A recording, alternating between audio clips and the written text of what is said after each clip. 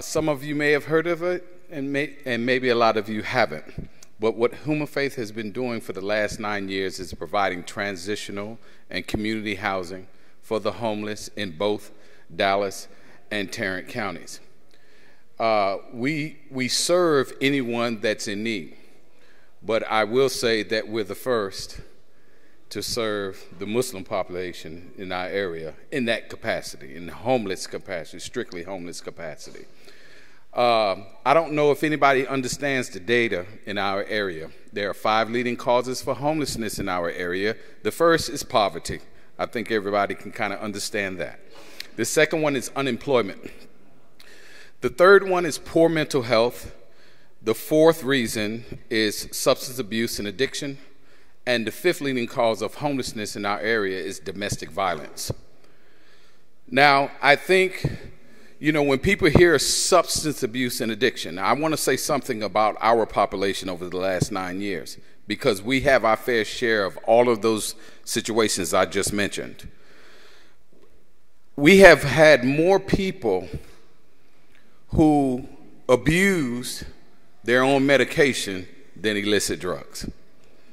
Now, we have our cases and our share of those who abuse illicit drugs. But I just wanted to expound the definition, because when people hear substance abuse, they automatically think about the illicit drugs. But prescriptions are abused too. And when you hear addictions is not confined to drugs and alcohol. If you have diabetes and you just cannot stop eating sugar all day long, then you're probably addicted to that, right? If you have some other ailment and you're taking something into your body, though you know it's going to have negative consequences, then you're probably addicted to that substance, even if it's just chocolate. So these are the things that we have. I would like the brothers and sisters to think about a few things. Imagine yourself being a woman who's not from this country, married, and all of a sudden she's a domestic housewife, a good one, but all of a sudden the relationship is not going the way the married people wanted it to go. So husband decides to divorce.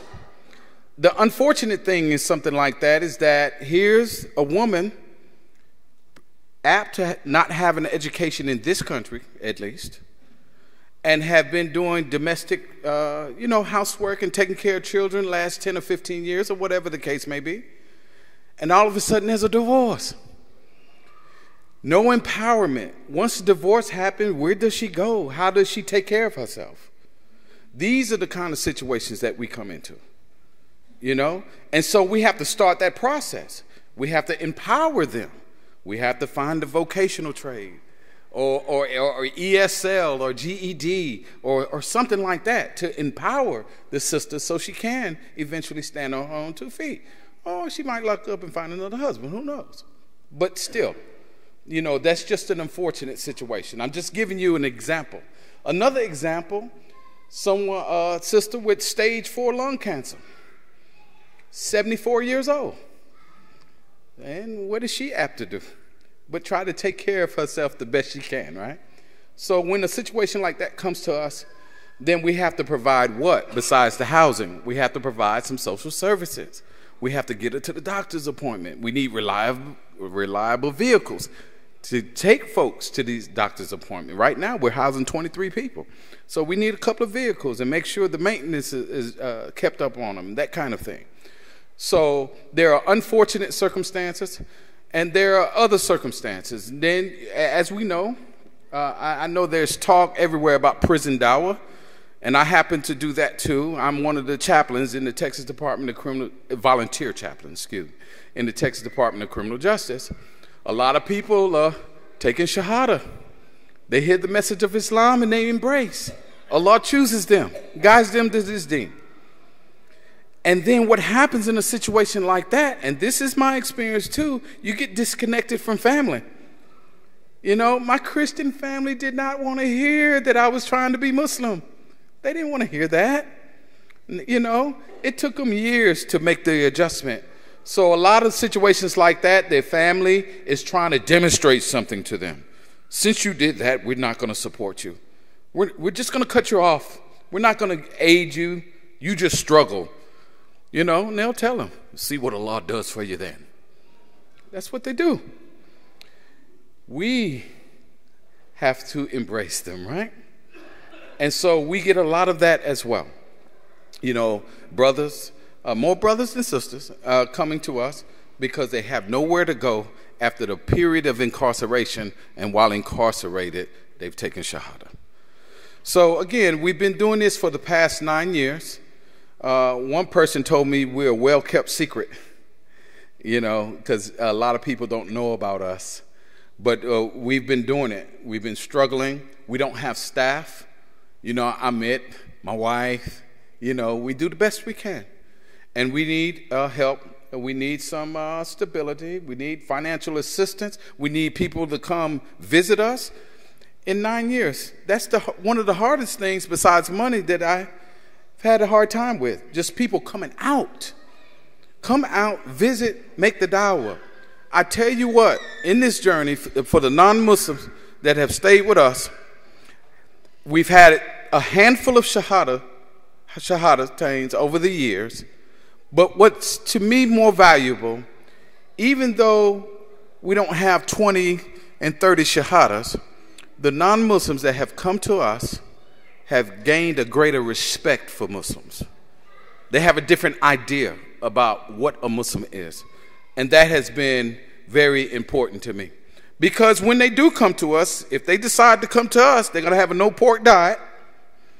Now, we used to take our shoes off, but Fort Worth is kind of still country, if any of y'all know that. And so they got these little sticker briars that tend to get on your feet, so it hurts real bad. So we've kind of done away with that part.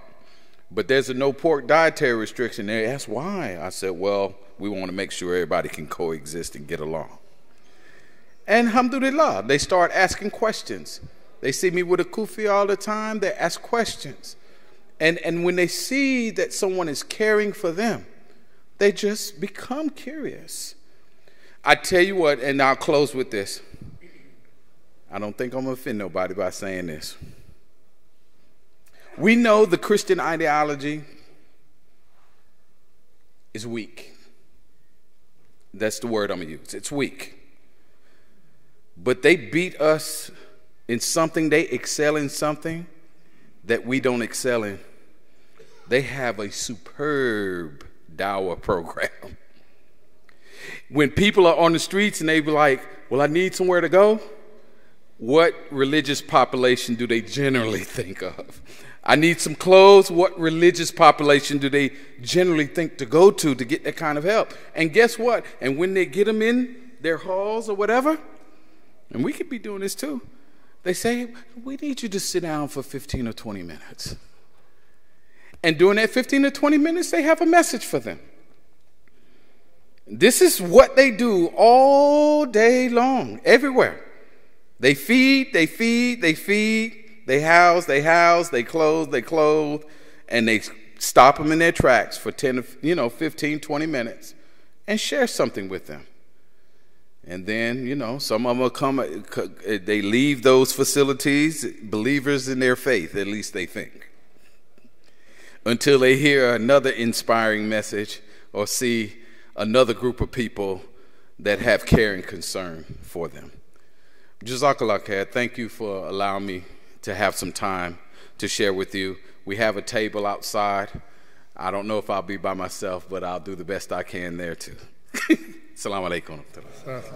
So the Sheikh just recited, Ya Akhwan, وَمَا تُقَدِّمُوا لِأَنفُسِكُم مِّن خَيْرٍ تَجِدُوهُ عِندَ اللَّهِ هُوَ خَيْرًا وَأَعْظَمَ أَجْرًا.